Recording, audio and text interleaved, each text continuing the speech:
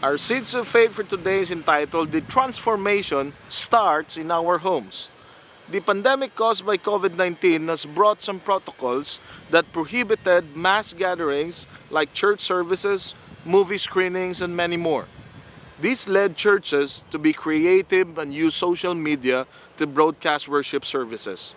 Now, this has become the new normal of going to church.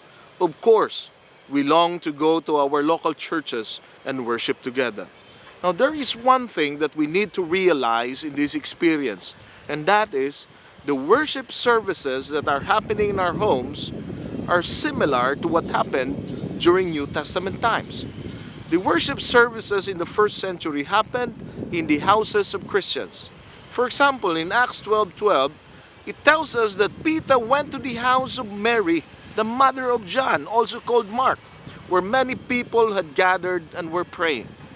In Acts 16:40, we can see that Paul and Silas went to the house of Lydia, where they met with the brothers and sisters and encouraged them. In the same manner, Paul also wrote in Romans 16:5 to greet the church that meets at the house of Priscilla and Aquila. Now, what does it tell us? First, the transformation of society starts inside our homes. Now, this is the time to overemphasize that our values and our personalities are molded first in our respective homes. Let us remember that. So in this time of quarantine, let us check ourselves and our children, especially on the principles that we teach them and what we pass on to the next generation. Secondly, a faithful Christian family can strengthen an individual. It is so sad, my friends, that morality in our society has degenerated.